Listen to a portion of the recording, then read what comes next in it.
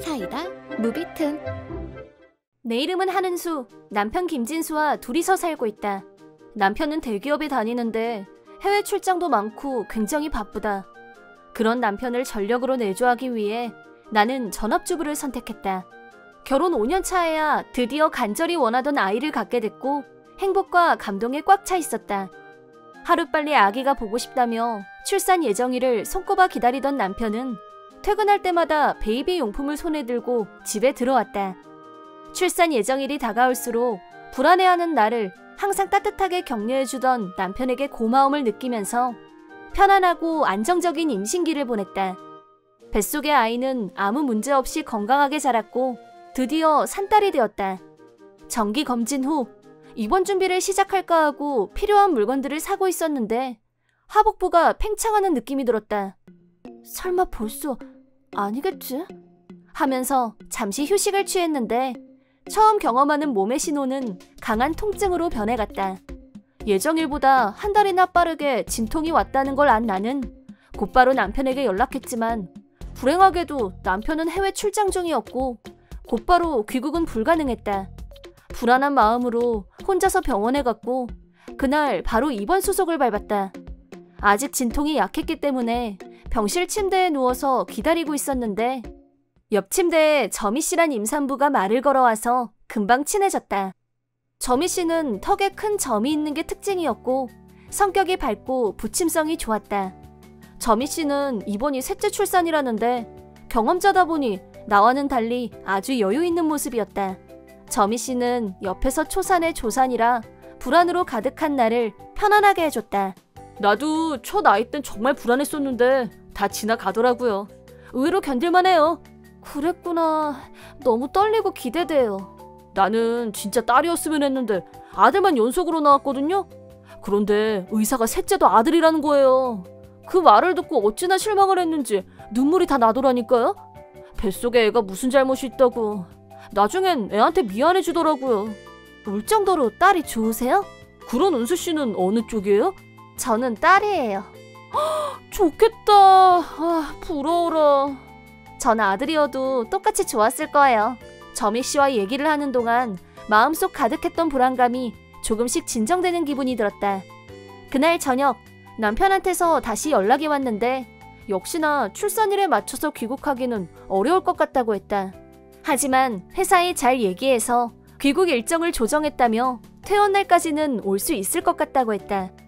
혼자서 첫 아이를, 그것도 조산이라는 게 불안했지만 힘내자고 다짐했다.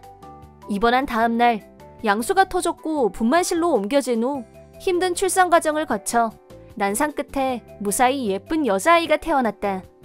조산이었지만 딸아이는 걱정할 정도로 저체중은 아니었고 아주 건강했다. 하지만 나는 출혈이 너무 심해서 산후 회복 경과가 나빴고 정상 퇴원이 안 돼서 입원 기간이 연장됐다. 딸아이가 먼저 퇴원을 하게 됐던 사실에 마음 아파하고 있을 때 출산을 마친 점희씨가 인사를 하러 왔다. 좀 어때? 전 퇴원하려면 좀 더 걸릴 것 같아요. 어쩌니 힘들겠다. 점희씨는 괜찮으세요? 나야 셋째인데 거뜬하지. 순풍순풍 순산했지. 자기 딸내미 너무 예쁘더라. 고마워요. 여기서 유일한 말동무였는데 헤어지기 섭섭해요. 아기는 언제 퇴원해? 5일 뒤에요. 그럼 나랑 똑같네. 점희씨 퇴원하면 허전해서 저 혼자 병원에 있기 더 힘들 것 같아요. 빨리 기운 차리고 얼른 퇴원해. 딸아이 퇴원날 남편이 출장에서 돌아왔는데 나는 실밥을 뽑으면서 또 몸이 안 좋아져서 저녁 때까지 계속 잠만 잤다. 눈을 떠보니 남편과 딸아이는 벌써 집으로 가고 병실엔 아무도 없었다. 내가 입원해 있는 동안에는 남편과 시어머니가 아기를 돌보고 있었고 아기의 모습은 아침부터 저녁까지 동영상을 찍어서 라인으로 보내줬다. 동영상을 볼 때마다 빨리 퇴원해서 딸아이를 안아주고 싶다는 마음뿐이었다. 일주일 후 다행히 퇴원을 하게 됐고 남편이 병원으로 데리러 와줬다. 집으로 가자 시어머니가 딸아이를 안고 퇴원을 환영해 주셨고 내가 앉자마자 아기가 울음을 터뜨렸기 때문에 서툰 솜씨로 기저귀를 갈아주려고 했는데 너무 놀라서 그대로 온몸이 굳어버리고 말았다. 딸을 낳았는데 집에는 사내아이가 있었다. 남편한테 어떻게 된 일이냐고 묻자 태어날 때 간호사가 남자아이를 데리고 와서 남편도 얘가 우리 애가 맞냐고 확인을 했다는데 딸인 줄 알았는데 아들이었다고 부인한테 못 들으셨어요? 라고 했다는 것이다. 아니라고 틀림없는 딸이라고 해명한 후 잘 생각해보니 가장 의심이 가는 사람은 남편이 만났다는 간호사였다. 너무 놀라서 병원으로 달려갔고 상황을 설명하자 병원 측에서는 가족에게 딸아이를 인수했던 것이다. 떨리는 심장을 진정시키며 남편한테 간호사 얼굴이 기억나냐고 물었고 남편의 대답에서 결정적인 단서를 찾을 수 있었다. 그 간호사 얼굴 기억나? 지금 여기 있어? 아무 거라도 좋으니까 기억나는 인상착의에 대해서 말씀해주세요. 지금 여기엔 없는 것 같은데. 턱에 큰 점이 있는 여자 간호사였어요. 턱에 큰 점... 그건 같은 방에 있던 점희 씨예요. 경찰에 빨리 연락합시다. 틀림없이 범인은 점희 씨라는 확신이 들었고 곧장 경찰에 신고했다. 경찰 조사에서 점희 씨가 간호사처럼 변장을 한 후 아이를 바꿔치기 한 사실이 밝혀졌다.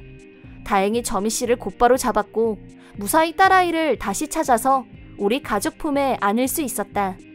나와 남편은 아이를 바꿔치기 하고 우리 딸아이를 납치해간 점희 씨를 절대 용서할 수 없었고 고소하기로 했다. 그 후 점희 씨에게 위자료도 청구했다. 경찰 조사에서는 너무너무 간절하게 딸을 원했다고 감정에 호소했다고 하는데 당연히 그런 이유가 범죄를 정당화시킬 수는 없었고 위자료로 2천만 원을 지불하라는 판결이 내려졌다. 어처구니 없는 소동에 휘말린 우리 부부는 한동안은 놀란 가슴이 진정이 안 됐지만 재판이 마무리되고 겨우 안정을 되찾았다 싶었을 때 다시 사건이 터졌다. 어느 날 세 식구가 나란히 잠이 든 한밤중에 어디선가 이상한 소리가 들려왔다. 여보, 1층에서 무슨 소리 난 것 같지 않아? 난 잘 모르겠는데. 봐, 또 들리잖아. 들렸어. 도둑이 들었나? 남편 뒤에 숨어서 조심조심 계단을 내려오자 1층 복도에 사람 그림자가. 누구야? 남편이 불을 켜자 어둠 속에 있던 점희 씨의 모습이 드러났다. 점희 씨, 여기서 뭐 하는 거예요? 딸아이는 어디 있어? 뭐? 내 아기 어디에 뒀냐고 묻잖아. 내 아이라뇨. 정신 좀 차리세요. 그 아이는 우리 딸이에요. 내가 자기보다 먼저 안아주고 먼저 기저귀도 갈아줬잖아. 그건 당신이 일부러 아이를 바꿔치기 하고 납치해간 거고요. 남의 아이를 훔쳐가 놓고 너무 뻔뻔한 거 아니에요? 이봐요. 당신 지금 불법 주거 침입인 거 알아? 그 애를 키웠던 며칠 동안이 잊히질 않아. 제발 그 아이를 나한테 돌려줘. 내가 그 아이 엄마가 되고 싶었는데 니들이 방해했잖아. 그래서 내가 찾으러 온 거야. 점희 씨는 이번에는 딸아이를 유괴하기 위해 우리 집에 숨어 들어왔다. 나는 경찰에 신고했고 도망치려는 점희 씨를 남편이 붙잡았다. 곧이어 점희 씨는 주거침입 현행범으로 경찰에 체포됐다. 딸아이를 병원에서 훔쳤다가 실패하고 다시 유괴하려고 한 점희 씨가 체포되면서 우리는 그제야 평화로운 일상을 맞이하게 됐다. 딸아이는 별탈 없이 건강하게 잘 자랐고 나는 행복한 육아전쟁을 하면서 충실한 하루하루를 보내고 있다. 남편은 아찔한 사건을 겪고 난 후 딸아이에 대해서 과보호적인 경향을 보이긴 하지만 완벽 딸밥으로 거듭난 모습을 보면서 웃지 않을 수가 없다. 점희 씨는 유괴 미수범이 되면서 남편에게 이혼당했고 친권도 박탈당했다. 이혼 판결을 받으면서도 다음번엔 꼭 딸을 낳을 거니까 이혼 말고 임신 계획을 다시 세우자고 했다는데 완전히 질려버린 남편은 눈 하나 깜짝 안 했다고 한다. 석방된 후 돌아갈 곳이 없어진 점희 씨는 기숙사가 딸린 공장에서 일을 하게 됐는데 직원 대부분이 전과자 출신이었고 딸아이를 낳고 싶다는 소원은 점점 이룰 수 없는 꿈이 되어버린 채 남은 인생을 외롭고 고단하게 보내게 됐다. 그 일은 생각할수록 끔찍하고 아찔한 일이었지만 두 번 다시 딸아이와 떨어지는 일은 없을 거라고 굳게 믿고 있다. 이번 영상은 어떠셨나요? 재밌게 보셨다면 구독, 좋아요에 댓글까지 달아주시면 감사하겠습니다. 그럼 다음 영상에서 만나요.